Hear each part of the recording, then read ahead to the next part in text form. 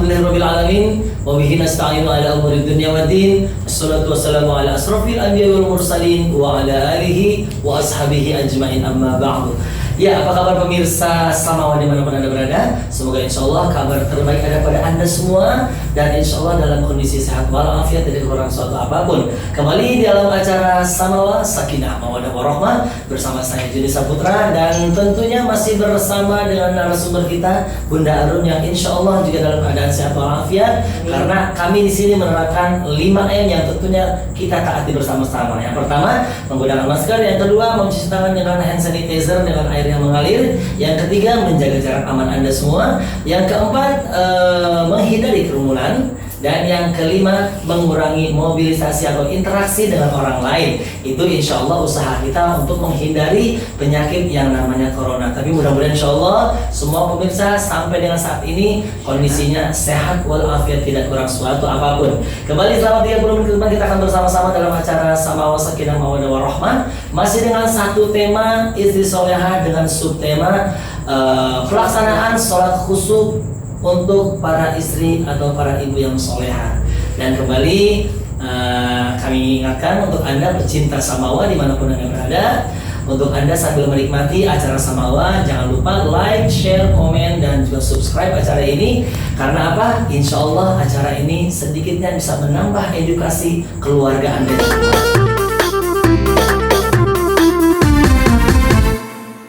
Ya, kalau dalam episode kelima kemarin kita membahas tentang 6 makna batin yang harus kita hayati untuk mencapai kekhusyuan dalam menjalankan ibadah sholat kita. Nah, untuk episode yang ke-6 ini kita kembali akan melanjutkan ya pembahasan mengenai sholat khusyuk untuk para istri, para ibu, para remaja putri yang solehah. Nah, apa sajakah yang akan dibahas untuk saat ini, untuk episode kali ini?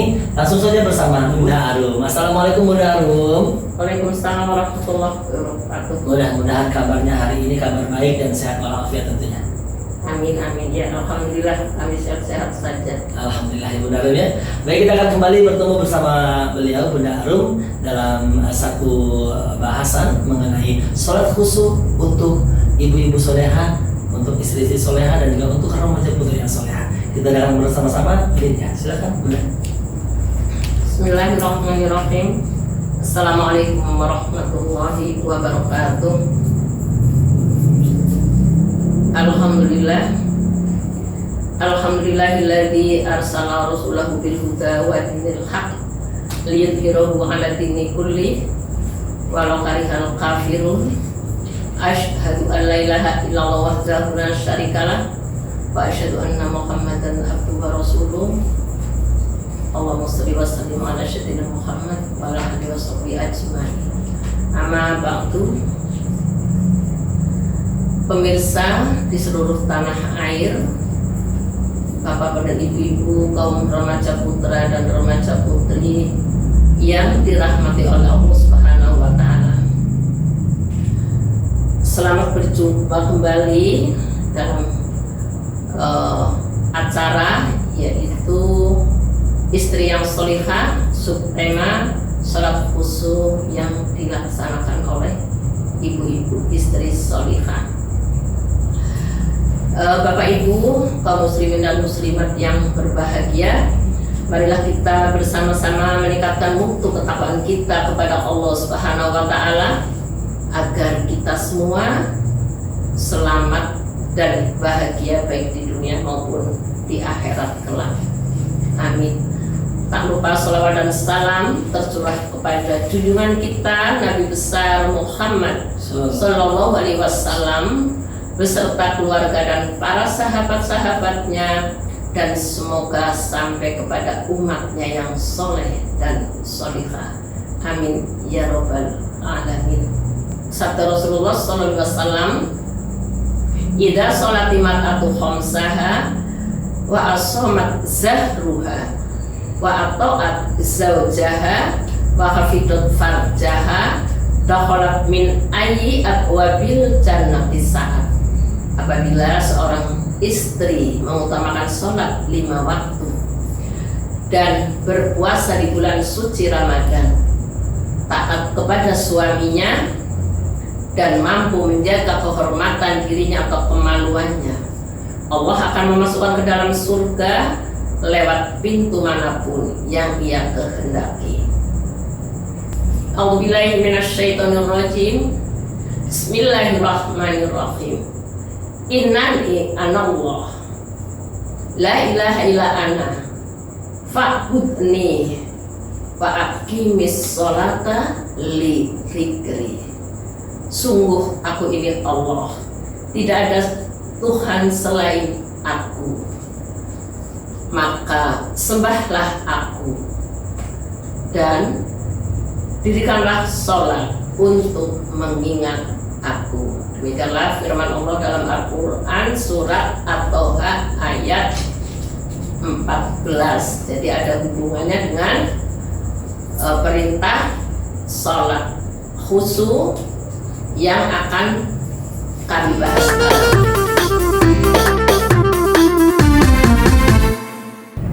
Jadi episode yang lalu telah dijelaskan bahwa kalau mampu melaksanakan sholat dengan khusyuk itu sesuai firman Allah dalam Al-Quran surat Al-Mu'minun ayat 1 dan 2.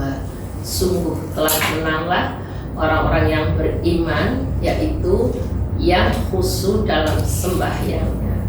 Tetapi apabila yang belum mampu sholatnya khusyuk, termasuk adalah sholat yang lalai, yaitu di firman Allah dalam Al-Quran surat Al-Ma'un ayat 4 dan 5. Maka celakalah orang yang sholat, yaitu yang lalai dalam sholatnya. Mudah-mudahan Bapak dan Ibu, kaum remaja putra dan remaja putri semuanya sudah mampu melaksanakan sholat dengan khusyuk. Insya Allah Allah akan memasukkan ke dalam surga pada saat dihisab kelak di hari kiamat.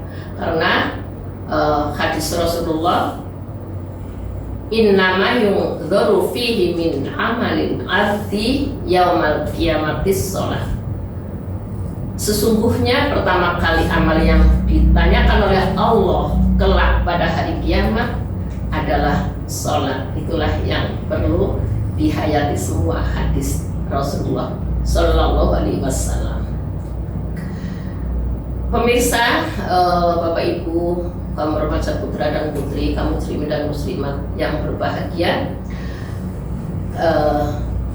sholat khusyuk yang dilakukan oleh ibu-ibu istri sholihah itu insya Allah semuanya bisa mampu sesuai dengan firman Allah dalam Al-Quran surat Al-Mu'minun ayat 1 dan 2. Tapi bagi yang belum, kita belajar bersama-sama, karena setelah kita memahami makna batin yang sudah dijelaskan kemarin, dari mulai kehadiran hati, takzim, tafahum, kemudian haibah, raja dan haya, itu setelah sudah dihayati ternyata ada dua orang manusia yang terdiri dari yang pertama sholatnya masih lalai. Jadi selama sholat hatinya kita masih berkeliaran kemana-mana, belum fokus menghadap kepada Zat yang menciptakan langit dan bumi. Kemudian yang kedua, orang tersebut sudah mampu melaksanakan sholat dengan khusyuk karena pada saat sholatnya bisa fokus hatinya menghadap Zat yang menciptakan langit dan bumi itu dari mulai takbiratul ihram hingga salam.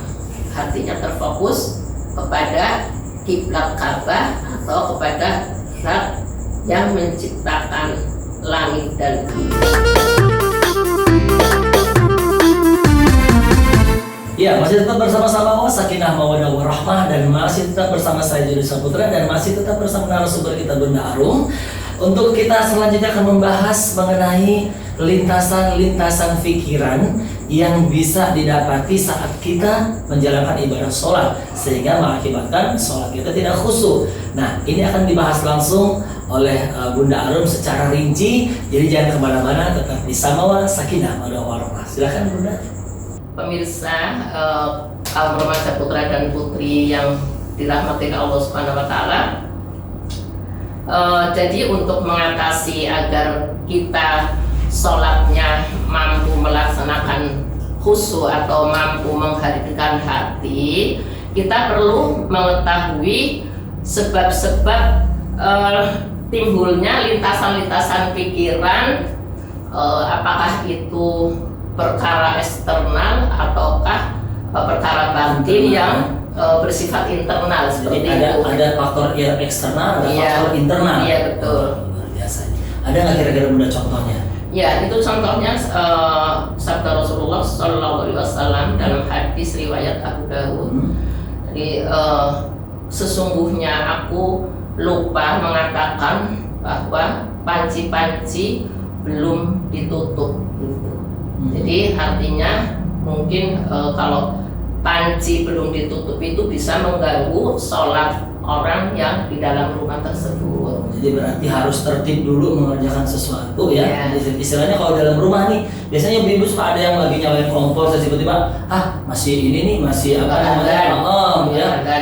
Misalkan masak air aja nih, masak air kan suka lama nih, berapa misalkan 15 menit gitu kan. Yeah. Tiba-tiba saya mau itu dulu nih, saya mau sholat dulu. Nah itu pikirannya jadi nggak tenang tuh. Mendingan jangan dulu masak air gitu ya. Mendingan sholat dulu biar khusyuk, jangan mikirin panci yang belum ditutup atau mungkin airnya sudah mendidih belum ya. Nah itu seperti itu ya Bunda ya. Iya. Itu dari sabda Rasulullah ya, hadis riwayat Abu Dawud. Nah mungkin ada contoh yang lain. Iya, contoh yang kedua, pada saat itu Rasulullah SAW menggantikan tali sandalnya, jadi talinya yang baru digantikan.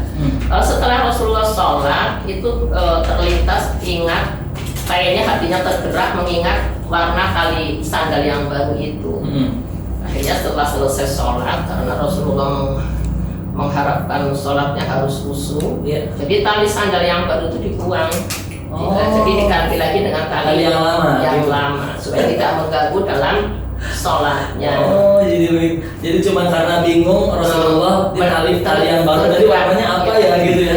Tergerak tali yang baru itu, tali sandal yang baru. Jadi daripada Rasulullah sholatnya tidak khusyuk, mendingan diganti lagi talinya sama yang baru, sama yang lama ya. Jadi yang baru supaya sholat. Jadi nggak kepikiran masalah tali, tuh pemirsa ya. Yang ganti sendal baru, makanya jangan kepikiran sendal baru terus ya. Sendal lamanya nggak dipikirin. Makanya jadi kepikiran terus kalau sendal baru misalkan atau sepatu baru mikirnya gini, tadi sendal saya hilang nggak ya? Nah itu pikirannya seperti itu pasti. Itu bisa jadi mengganggu kekhusyukan sholat kita ya. Kemudian mungkin ada lagi Bunda contoh yang lain, silakan. Contoh yang ketiga itu sahabat Rasulullah SAW yang bernama Abu Tolha. Beliau itu sholat di dalam kebunnya. Setelah saat sholat itu melihat ada binatang yang terbang di atas pohon. Binatang itu cari-cari mau jalan keluar kemana begitu. Pas itu sempat Abu Tolha itu berhenti sejenak memperhatikan binatang. Artinya terganggu ya. Terganggu konsentrasinya. Setelah itu dia, saya sholatnya berapa rakaat? Lupa. Setelah sholat selesai salam, kemudian menghadap Rasulullah, menyampaikan kepada Rasulullah, ya Rasul, ini kebun saya sedekahkan. Aturlah, terserah kehendak engkau bagaimana pengaturannya, seperti itu. Ibarat untuk sebagai denda, sebagai pengganti, sebagai denda dia lupa sholatnya gitu ya. Sholatnya lupa berapa rakaat, saking kepengen sholatnya diterima oleh Allah Subhanahu wa Ta'ala. Jadi akhirnya kebunnya mensedekahkan kebunnya kayak sebagai denda gitu. Nah Bun, kalau misalkan ada yang seperti Abu Tolha tadi nih Bun ya, kemudian dia nggak punya apa-apa buat disedekahkan gitu. Sementara dia sama kasusnya, dia lupa udah berapa rakaat ya gitu. Cuma karena dia kepengen juga nih, misalkan sholatnya diterima sama Allah Subhanahu Wa Taala, itu kira-kira yang disedekahkan apa ya? Boleh yang lain mungkin barangkali. Boleh. Boleh. Terus kan ada yang namanya sujud sahwi. Sujud sahwi, nah itu. Iya, Berarti tidak perlu mensedekahkan sesuatu, tapi kalau yang nggak mampu yang apa-apa. tidak mampu gitu ya Bun ya. Iya. Jadi pemirsa, untuk pemirsa yang mungkin mempunyai kasus yang sama dengan Abu Tolha, ya terkadang kita juga suka lupa ya jumlah rakaat kita beberapa aja tadi. Ada cara yang lebih ringan Allah kasih, yaitu dengan sujud sahwi. Nah, Ya, jadi bacaannya sujud sahwi. Subhana ma la yanamu wa la yasbu. Subhana ma la yanamu wa la yasbu. Subhana ma la yanamu wa la yasbu. 3 kali berarti ya. Iya. Itu sujud sahwi dan ringan. Harus artinya maksudnya Allah yang tidak pernah lupa dan tidak pernah tidur. Betul. Iya, 3 kali. Iya. Ya. Jadi kalau pemirsa ragu ya, sholatnya itu sudah berapa rakaat, setelah selesai sholat lakukan sujud sahwi dan dengan niat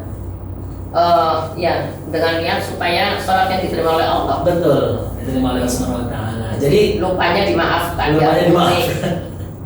Lupanya diampuni. Iya, oke, itu demikian tadi ya. Ada beberapa lintasan-lintasan yang berasal dari eksternal dan yang berasal dari internal. Ya, kemudian itu nanti akan memberikan, kalau kita tahu nanti sebab-sebabnya, itu akan menjadikan kita lebih khusyuk lagi dalam menjalankan ibadah sholat kita.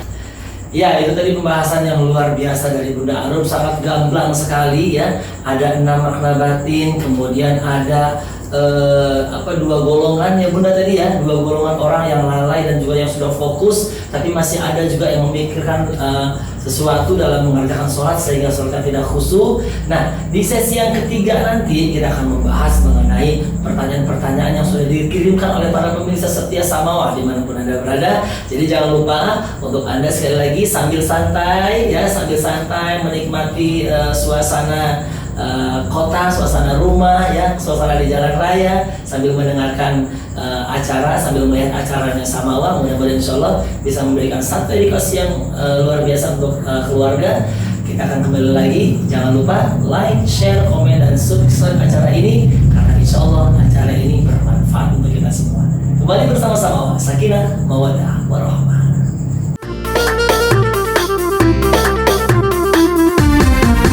Ya, kembali di Samawa, Sakinah, Mawaddah, Warahmah untuk para pemirsa setia dimanapun Anda berada. Dan terasa kita sudah memasuki sesi yang ketiga, sesi tanya jawab. Jadi untuk para sahabat Samawa, ibu-ibu soleha, suami-suami soleh, remaja putra-putri yang soleh-soleha yang ingin bergabung bersama kami, silahkan langsung melayangkan WA kalian semua, WA Anda semua, WA Bapak dan Ibu semua. Kita akan menjawab pertanyaan yang sudah masuk ke redaksinya Samawa. Dan untuk episode ke-6 ini ada banyak sekali ya pertanyaan yang masuk ke redaksinya Samawa, tapi kita akan pilih hanya untuk 4 penanya saja.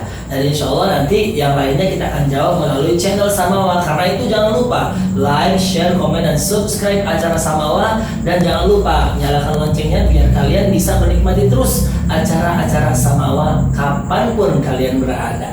Oke, Bunda, tanpa kerasa, sesi ketiga kita akan melakukan tanya jawab, dan di sini saya akan membacakan pertanyaan-pertanyaan yang sudah kita sortir menjadi 4 pertanyaan, dan kita akan menjawab pertanyaan ini sekaligus oleh Bunda Arum sebagai narasumber. Untuk yang pertama dari nomor telepon 08128558 sekian. Ini Assalamualaikum warahmatullahi wabarakatuh, Bunda Arum yang dirahmati Allah Subhanahu wa Ta'ala. Saya mau bertanya, selama ini kan saya selalu melaksanakan sholat karena sholat wajib bagi orang muslim, tapi belum bisa khusyuk seperti yang Bunda sampaikan. Seperti istri yang solehah mampu melaksanakan sholat dengan khusyuk, apakah sholat saya selama ini diterima oleh Allah Subhanahu wa Ta'ala? Nah, dia mempertanyakan, Bun, sholatnya dia ini diterima atau enggak? Karena mungkin merasa belum khusyuk. Iya, insya Allah diterima oleh Allah, sekalipun ibarat orang ujian itu nilainya belum 100%. Betul, ya. belum 100 ya. Iya, kan kalau sholat khusyuk nilainya 100%. Kalau belum khusyuk mungkin ya 70 atau 80%. Seperti itu. Yeah. Tapi kalau misalnya nilainya 100% itu mungkin bisa untuk mengobati atau menutupi dosa-dosa yang lain. Makanya kalau pada saat dihisab, orang yang sholatnya sempurna langsung masuk surga, karena mungkin sholatnya nilainya 100% bisa untuk mengampuni dosa-dosa yang lain gitu kan. Jadi pahalanya banyak, jadi bisa menutupi dosa-dosa yang lain. Tapi namanya Allah Maha Pengasih Maha Penyayang ya. Yang penting kita itu niatnya itu untuk mempelajari sholat sudah sampai khusyuk. Sebelum takbir diambil oleh Allah, kita sudah berusaha untuk sholatnya khusus sehingga bisa seperti firman Allah dalam Al-Quran surat Al-Mu'minun ayat 1 dan 2. Betul. Qad aflahal mu'minun alladzina hum fi sholatihim khashi'un.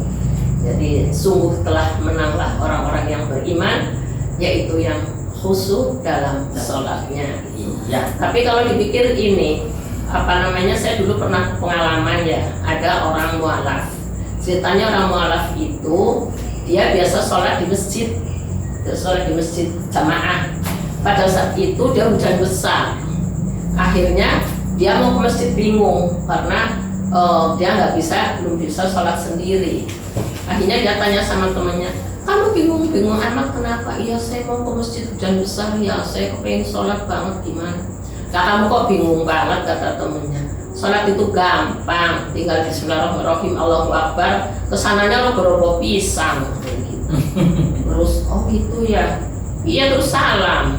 Akhirnya dia nurut itu.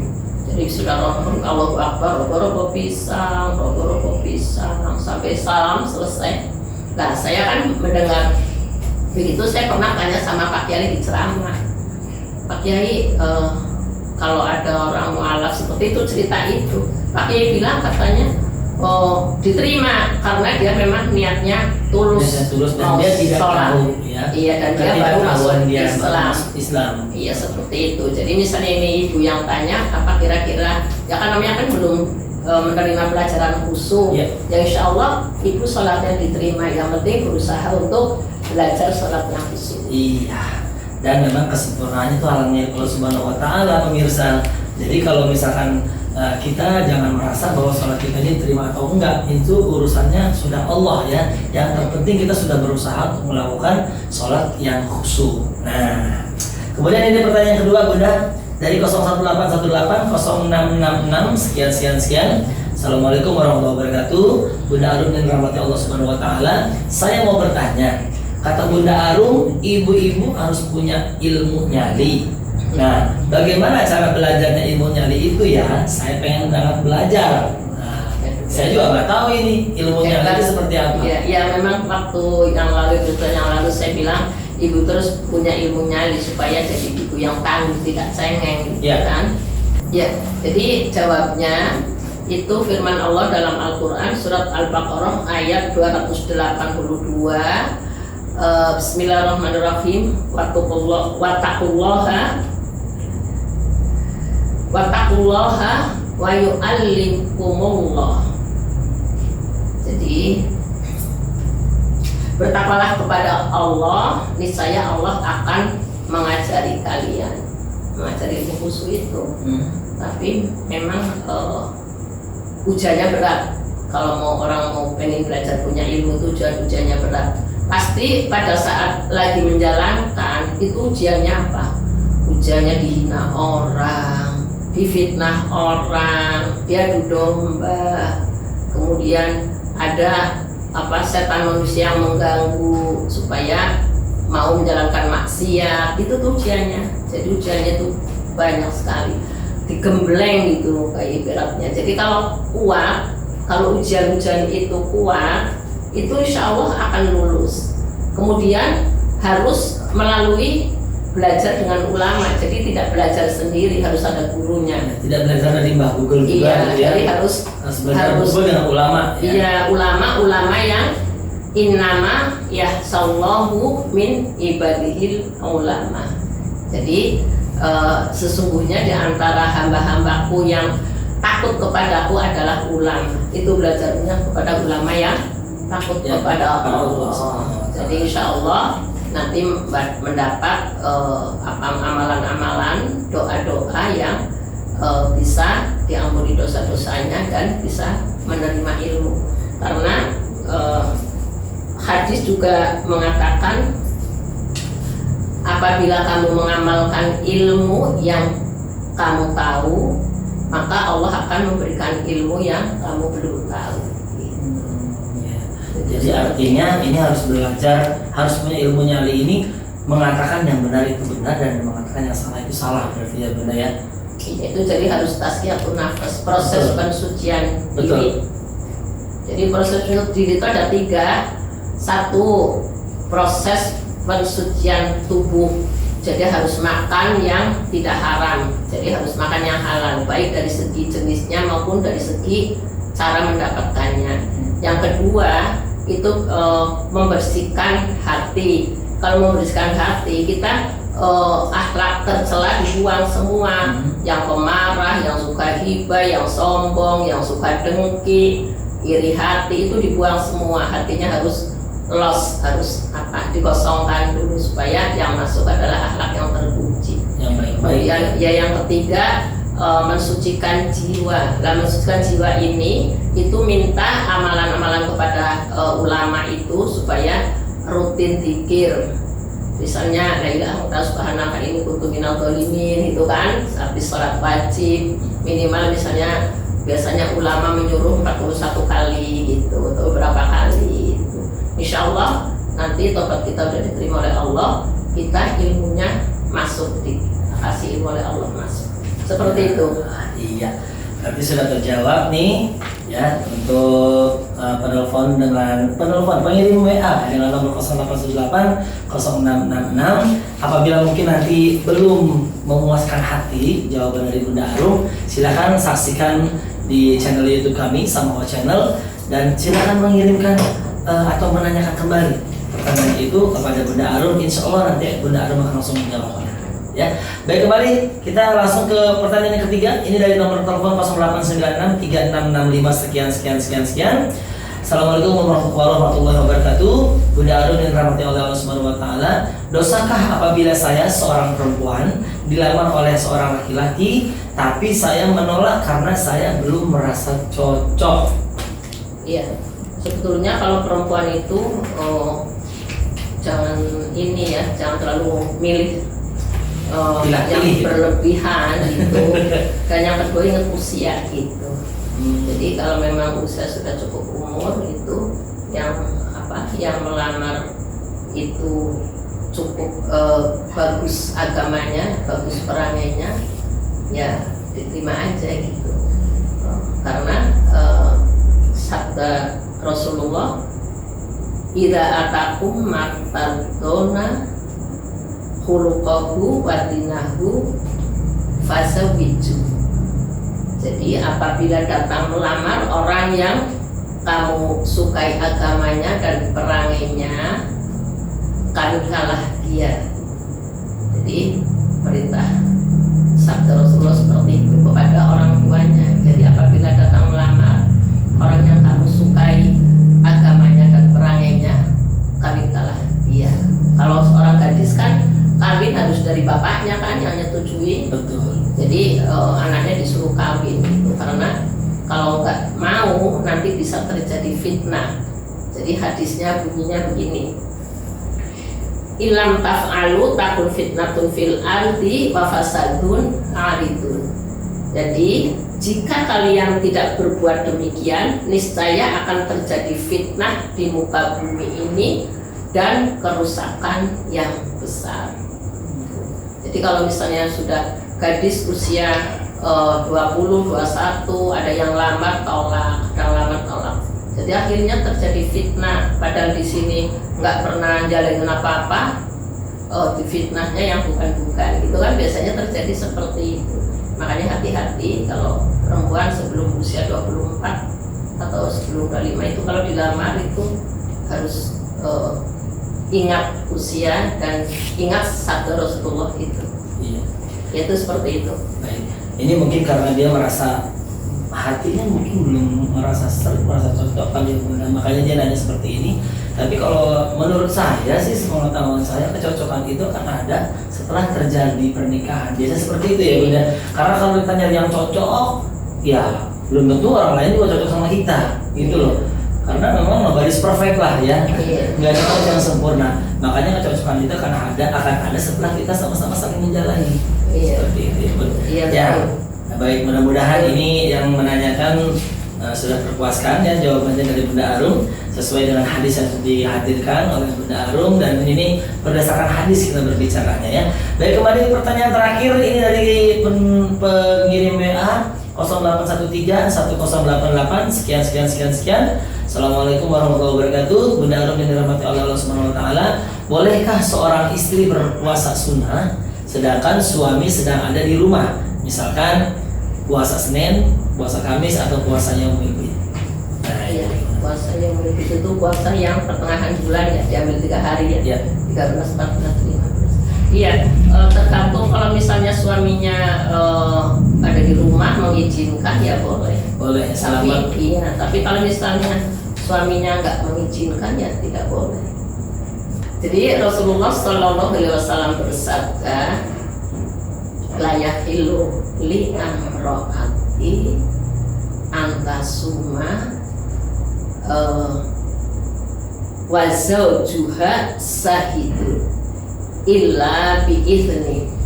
Jadi tidak halal bagi perempuan berpuasa sunnah apabila suaminya sedang ada di rumah. Tapi satu sisi, misalnya suaminya kebetulan juga rajin puasa sunnah, misalnya puasa sunnah suaminya ikut juga, gitu kan lebih bagus. Rasulullah SAW pernah berdialog dengan sahabatnya bernama Usama bin Zahid. Ketika tahu Usama bin Zahid, ya Rasul, setiap ada sahabat yang melihat ya Rasul puasa, itu seolah-olah melihat Rasulullah itu puasa setiap hari. Tetapi satu sisi ada yang suka melihat Rasulullah sedang tidak berpuasa. Tapi sahabat bilang Rasulullah tidak pernah berpuasa, padahal Rasulullah puasa 2 hari. Kata Rasulullah, tanya, 2 hari, hari apa itu? Hari Senin dan Kamis ya Rasul. Oh iya, karena saya memang sering puasa hari Senin dan Kamis. Karena alasannya yang pertama adalah karena hari Senin kelahiran saya, dan hari Senin itu saya menerima wahyu. Setiap hari Kamis, jadi hari Senin hari kelahiran Rasulullah, hari Kamis hari Rasulullah menerima wahyu. Dan yang ketiga, setiap hari Senin dan hari Kamis itu dosa-dosa kita amal kita, pahala maupun dosa-dosanya dilaporkan kepada Allah. Jadi saya sangat senang apabila amal kita diangkat oleh Allah, dilaporkan kepada Allah, tapi dengan keadaan saya berpuasa. Jadi alasannya ada 3. Makanya kalau misalnya suami memperbolehkan ya istri puasa, kalau suami tidak memperbolehkan ya tidak, karena nanti puasanya mubadir, tidak dapat pahala. Seperti itu. Ya. Jadi sangat lengkap sekali penjelasan dari Bunda Arum ya. Ternyata Islam itu sebenarnya mudah untuk dipelajari, cuma terkadang kitanya yang jadi mempersulit ya. Sesuatu yang sesuatu yang harusnya mudah jadi dibikin sulit ya. Sesuatu yang ternyata sulit dibikin mudah ya, seperti itu ya. Jadi insya Allah selama suaminya mengizinkan untuk berpuasa, silakan untuk ibu-ibu, untuk istri soleha berpuasa. Tapi selama suami tidak mengizinkan, berarti kalau itu dijalankan puasanya akan sia-sia Bunda ya. Iya. Tanpa terasa 4 pertanyaan sudah kita jawab ya dengan gamblang. Dan untuk share lagi, pemirsa yang ingin berinteraksi dengan kami bisa langsung mengirimkan WA ya. Dan insya Allah pertanyaannya akan coba kami jawab melalui acara Sakinah Mawaddah Warahmah Samawa Channel, atau nanti boleh di di komen ya, di komen Samawa Channel. Nanti insya Allah pertanyaan dari pemirsa akan coba kita jawab. Bunda, sekali lagi terima kasih, dan mungkin silakan Bunda langsung ditutup dengan doa. Ya, pemirsa seluruh tanah air yang dimuliakan oleh Allah, marilah kita berdoa bersama-sama. A'udzubillahiminasyaitonirrajim. Bismillahirrahmanirrahim. Ya Allah, kami mohon bertolong kepada Engkau ya Allah, agar kami beserta keluarga kami dan saudara-saudara kami sebangsa dan setanah air Ya Allah, terhindar dari virus corona ya Allah. Semuanya diberi sehat walafiat ya Allah. Semuanya diberi rezeki berkah ya Allah. Semuanya diberi panjang umur dan barokah ya Allah. Dan corona segera sirna ya Allah, agar kami beserta putra-putri kami, cucu kami, keluarga kami, sahabat-sahabat kami, saudara-saudara kami sebangsa dan setanah air, semuanya sehat walafiat, panjang umur ya Allah, dan mudah untuk mencari nafkah dan mudah untuk bersilaturahim ya Allah, karena selama ini kami tidak bisa bersilaturahim ya Allah. Kami selalu terhalang karena virus corona ya Allah. Amin ya Allah, amin ya Allah, amin. Rabbana atina fid dunya hasanah wa fil akhirati hasanah wa qina adzabannar wa qina jannata ma'al abrar ya aziz ya ghafar ya rabbal alamin. Wassallallahu ala sayyidina Muhammadin wa alihi wasallam. Walhamdulillahirabbil alamin. Demikianlah, terima kasih. Wabillahi taufiq wal hidayah. Wassalamualaikum warahmatullahi wabarakatuh. Waalaikumsalam warahmatullahi wabarakatuh. Dan kami ucapkan terima kasih kepada Bunda Arum. Mudah-mudahan insyaallah kita akan bertemu kembali ya. Kita akan kembali bertemu di episode-episode Samawa berikutnya. Jadi terus pantau Samawa channel dengan cara like, share, komen, dan subscribe acaranya di YouTube, karena itu akan memberikan satu yang terbaik untuk kami, bisa memberikan satu perubahan yang lebih baik untuk kami, dan bisa memberikan sesuatu yang lebih berharga buat para pemirsa YouTube dimanapun Anda berada. Dan insya Allah kita akan bertemu kembali di episode berikutnya. Karena itu jangan lupa untuk yang ingin berinteraksi, kami ulangi, bisa langsung mengirimkan WA Anda. Akhirnya saya Joni Saputra pamit. Kita akan ketemu lagi di episode ke-7 di Samawa Channel. Terima kasih. Kita tutup dengan doa kifaratul majlis. Bismillahirrahmanirrahim. Subhanakallahumma wa bihamdika asyhadu an la ilaha illa anta astaghfiruka wa atubu ilaik. Wabillahi taufiq wal hidayah. Assalamualaikum warahmatullahi wabarakatuh. Samawa, sakinah, mawaddah, warahmah.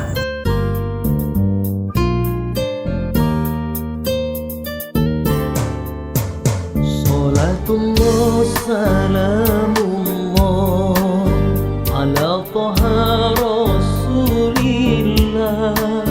Salatullah salamullah ala yasin habibillah. Salatullah salamullah ala yasin habibillah. Salatullah salamullah ala taha rasulillah. Salatullah salamullah ala yasin habibillah. Salatullah salamullah. Tawassalna Hadi Rasulillah. Tawassalna bismillah wa bil hadi Rasulillah wa kulli mujahidillah bi ahlil badri ya Allah. Wa kulli mujahidillah bi ahlil badri